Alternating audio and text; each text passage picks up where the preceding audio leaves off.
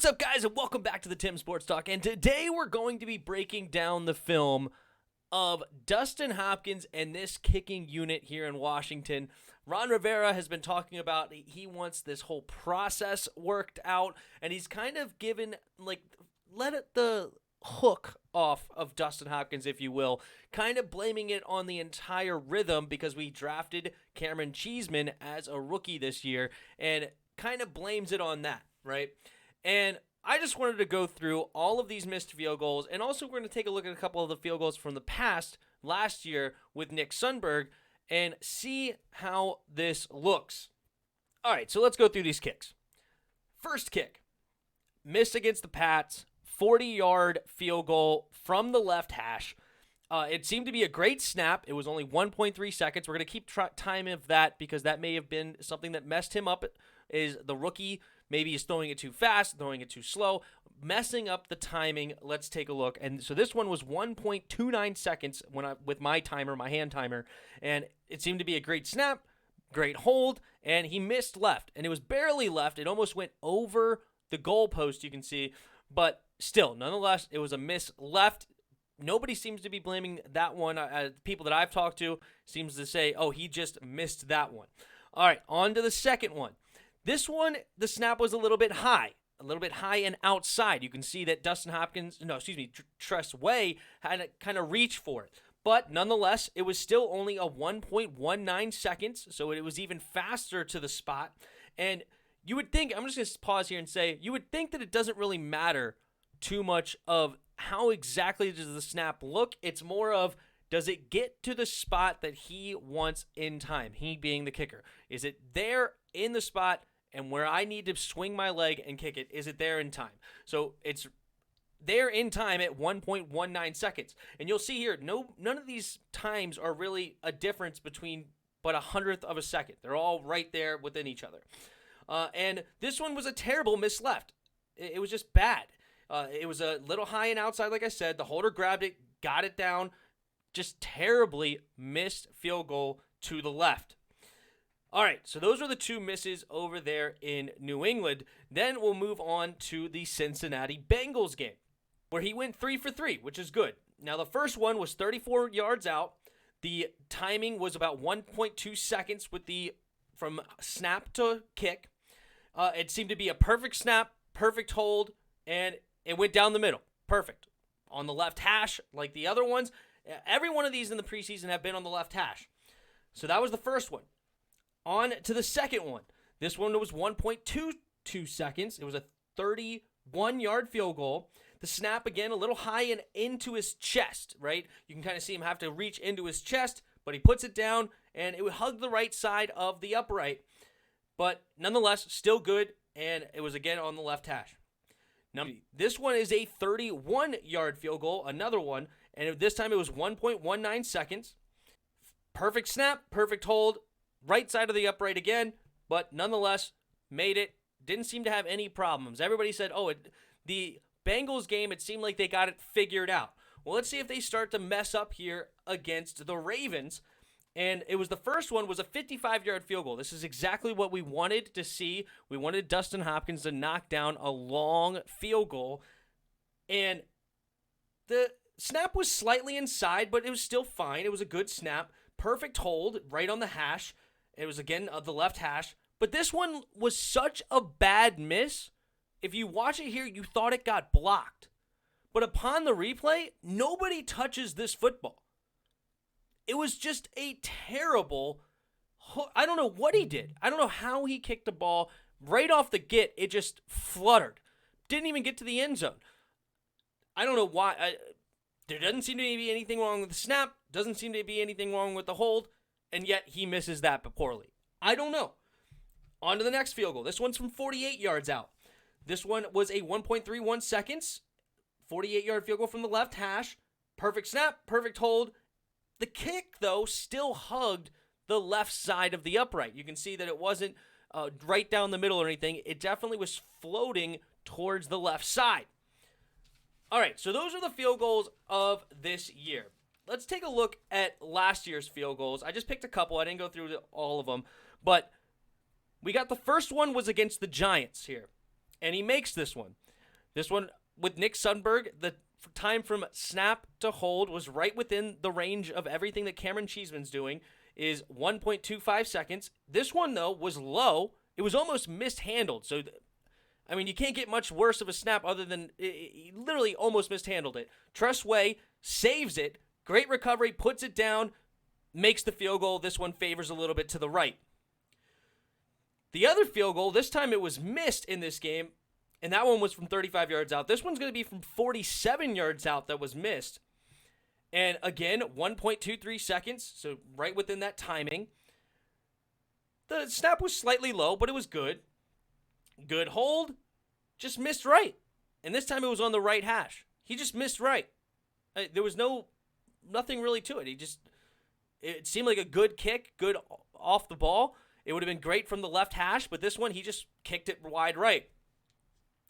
I wanted to bring this one as the last one. This one, again, from the left hash. This is going to be the final game of the year against the Eagles, where he seemed to be getting into stride. He made the last 13 of 14 field goals last year, and this one was kind of telling for me because you can see Ron Rivera sent the kicking unit out late.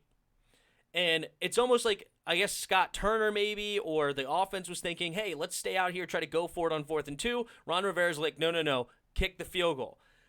And this one was a low snap and inside, so another low snap, great hold.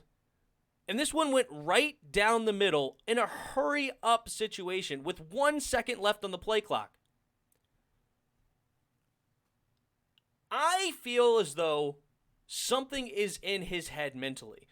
Because in this hurry-up situation, he went right up, bang, right through the middle, not even a question. And it seemed like to me the thinking went away. Why did the thinking went away? Because I just had to get set up and kick.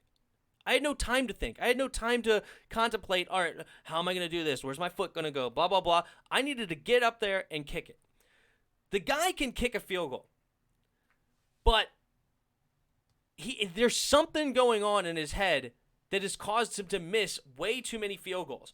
And I don't think it has anything to do with the snapper or the holder. I don't see what Cam Cheeseman is doing wrong or any different than Nick Sundberg. He's getting it in basically the same amount of time. He's getting it in an accurate way. Tressway has plenty of time to catch it and put it down. Every single time it's laces out. I don't understand why Ron Rivera is blaming the process, that the whole process needs to be figured out. To me, this seems like it's a Dustin Hopkins problem. He's kicking it to the left majority of the time. And even when he's trying to, overcompensate, he's dang near missing it to the right on the left hash. I really don't like the idea of blaming rookie Cam Cheeseman. And, we should have never let Nick Sundberg go, but Cheeseman seems like he's doing his job because he's also not doing anything wrong on the punt team. You never hear of a bad punt so far in this preseason. It's just, it goes every single time. It goes to Tress punts it away. We have no blocked punts. We have no off timing there. It seems to be fine. So I don't know why we're trying to blame Cameron Cheeseman. And let's take a look here. We're going to look at his stats. So here's his stats over the last couple of years. And 27 for 34 last year is just not good enough. That's 7 missed field goals. He went 2 for 4 outside of 50. He went 13 for 17, so 4 missed field goals in that 40-yard range, and he missed 1 inside of 40. 79.4% field goal percentage, and that was good for 23rd in the league. But I started going through the other years, and these don't look fantastic. They're right in the 80%. But if you compare him to other people, in 2019, he was top 15 as far as percentage of field goal kickers that kicked more than 10 field goals. In 2018, he was top 10 in accuracy. So maybe we're being a little bit too harsh on Dustin, and I'm included in that. I've been very upset with it, Dustin, and it sucks when a team misses a field goal because a field goal, in so many situations, it's so costly, right? You think about the Cincinnati game where we could have won in overtime a couple years ago in London. If we made one of those field goals against the Giants, we win the game. I think it was Thanksgiving. He missed 2 field goals in a close game with Dallas. There's so many times where a missed field goal just hurts so bad. But I think that we as Skins fans and every team's fans, those are so stuck in our mind that we think, oh, this guy is so bad because he missed a big field goal. If you really look at the stats, he's been declining, which is bad, and then he's gotten worse this year. But he's not that far off of some other really good kickers. Obviously, if you compare him to Justin Tucker, he's not going to compare, right? So I kind of go back and forth. Do I want a new kicker or do I not want a new kicker? The final straw for me is this guy has a cannon of a leg. Strong, strong leg. But his career long is only 56 yards. And so many times we're in that 55 to 60 yard range for field goal, and we send out the punting unit. Even sometimes low 50s, we send out the punting unit. If we don't trust this guy to have a big enough leg to make, he has the big enough leg, but not accurate enough to make those field goals, we need a new kicker. And you can see here is in his career, he's 13 for 25 of 50-plus yard field goals. He's nearly 50%. Like, nobody's like at 75 or 80%. Don't get me wrong when you start talking about field goals that long. But if you start comparing him to other guys, he's way down in the league. Just two kickers that I found, like Robbie Gould has been 31 of 45 in his career. And then, of course, Justin Tucker, 42 of 60. So they're well into the 60% for a kicker. I think we should be able to do better than about, 53%, 54% from deep? I don't know. There's a lot of stuff that could go into this. Ron Rivera seems to be excited about it. I'm not excited about Dustin Hopkins. I think we should have brought competition. Even Justin Tucker. The Ravens have another kicker in their uniform. Verity or whatever. He was kicking the field goals in preseason.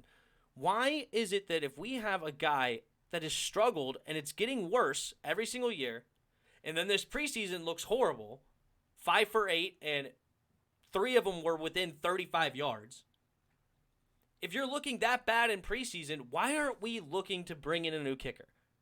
I feel like we should always have a second kicker. Always. I don't care who the kicker is. Make him take turns. Or if you're favoring one guy, he can kick more. I don't care. Bring in the other guy, see what he can do.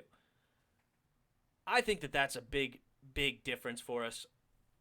But anyway, you guys let me know what you guys think about that in the comments below. Hit the like button. Hit that subscribe button. Also in the description below, there's a Discord link.